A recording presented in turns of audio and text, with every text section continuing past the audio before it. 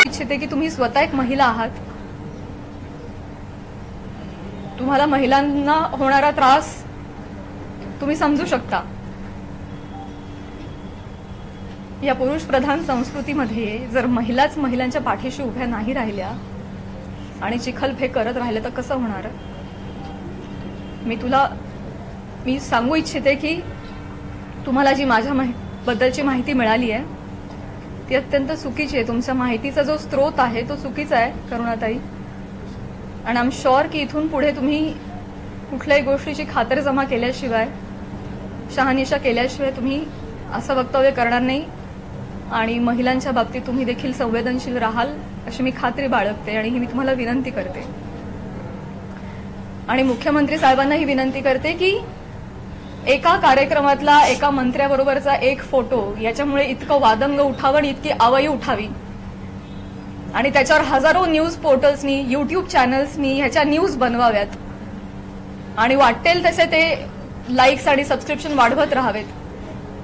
त्यांना भीती नाहीये की याच्यावर कोणीही काहीतरी ऍक्शन घेईल म्हणून ते हे करतायत. म्हणून अशा पद्धतीनं महिला कलाकारांची अब्रू वेशीला टांगली जाते. तर याबाबत काहीतरी कडक कारवाई त्यांनी केली पाहिजे. आणि असं जर होत राहिलं, आता 1000 कार्यक्रमांवर 1000 माणसांबरोबर नावं जोडली गेली, तर मला सांगा इथून पुढे कलाकार सुद्धा कुठल्याही राजकीय नेत्यांनी आयोजित केलेल्या कुठल्याही सांस्कृतिक कार्यक्रमाला जातील का हो? ते सुद्धा धजावणार नाहीत. पुढची भविष्यातली मंडळी सुद्धा विचार करतील, अरे कलाक्षेत्रात पाठवायला नको पोरांना, ते काय बरं नाही. आमचं कलाक्षेत्र बदनाम नाहीये, ही सगळी मंडळी त्याला बदनाम करतात.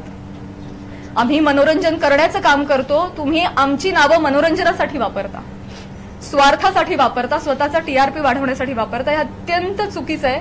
आणि स्पेशली महिलांची नावं पटकन कशी तोंडावर येतात, पुरुषांची नावं का येत नाहीत, यासाठी एक टूल बनवलं जातंय महिला कलाकारांना. ह्याबद्दल मला खेद वाटतो.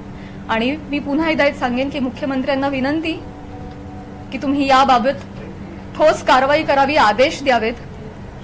सुरेश धसांना मी विनंती केलेलीच आहे की त्यांनी जाहीर माफी मागावी.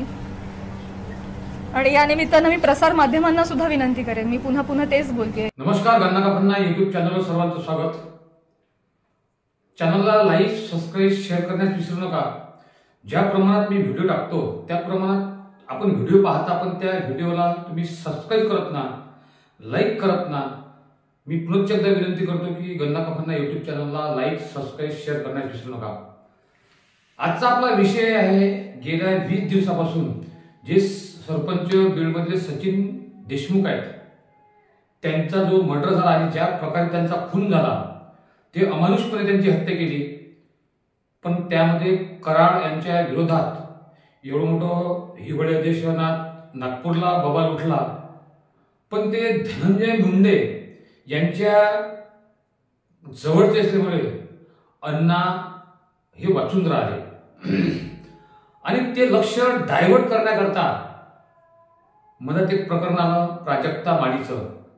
धस यांनी बीजेपीचे असल्यावर सुद्धा त्यांच्याच पक्षातील धनंजय मुंडे यांच्यावर आक्षेप घेतले. त्यावर प्राजक्ता माळी यांनी सुद्धा प्रतिक्रिया दिली. पण माझं त्या प्राजक्ता माळीचं म्हणणं असं होतं की चित्रपटातल्या फिल्म इंडस्ट्रीतल्या महिलांवर बोलणं सोपं असतंय किंवा राजकारणावर बोलणं सोपं असतंय.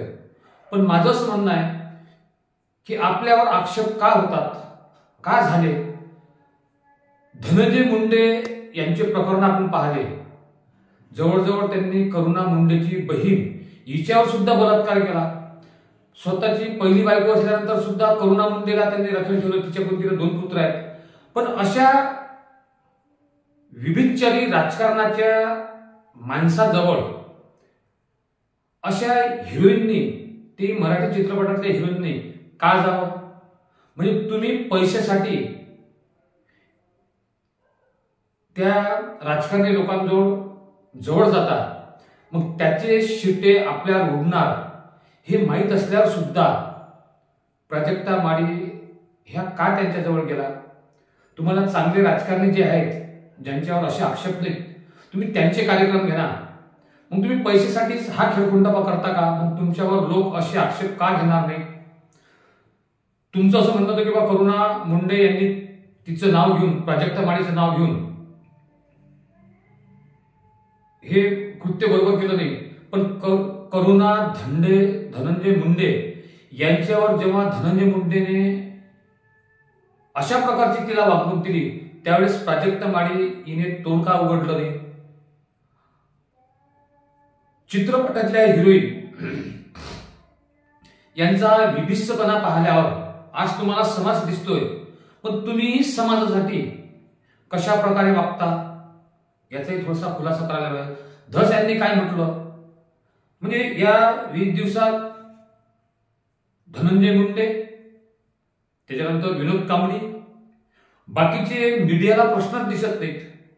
आज शेतकऱ्याच्या पराठीवर ज्या मागचे पेरण्या आहेत त्यांच्यावर काय काय रोग येऊन त्यांच्या पराठ्या निस्तानाभूत झाल्या, काळ्या पडल्या, हातात तोंडाशी आलेलं कपाशीचं पीक गेलं, मागच्या वेळेस अति पाण्यामुळे सोयाबीन गेलं, अशा कित्येक लोकांनी आत्महत्या केल्या.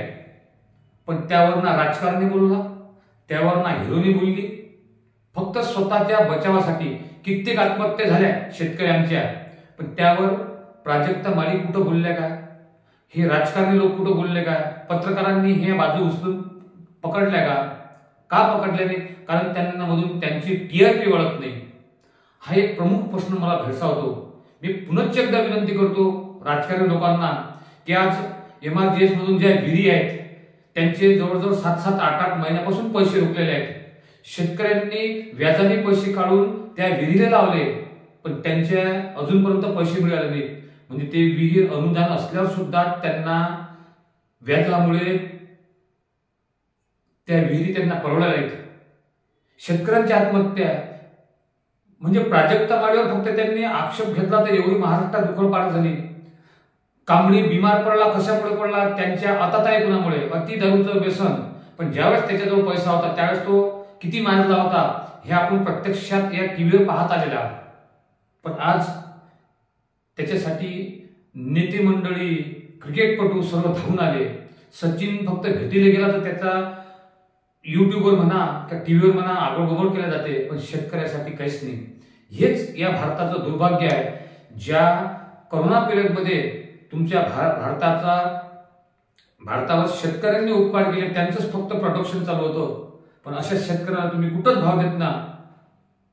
फक्त कांबळी, धनंजय मुंडे, प्राजक्ता माळी, रश्मी मंदाना अशावर तुम्ही बोलता. खरंच मीडियाने शेतकऱ्याची बाजू उचलून जर धरली, त्यांच्या मालाला भाव नाही, याविषयी तुम्ही चूप का? हाच प्रश्न मला भेडसावतो. धन्यवाद. आपल्याला व्हिडिओ आवडल्यास नक्कीच लाईक, सबस्क्राईब, शेअर करण्यास विसरू नका. गन्ना कापंदा युट्यूब चॅनल माऊली धंदे प्रस्तुत करता गणेश पडेसर. धन्यवाद.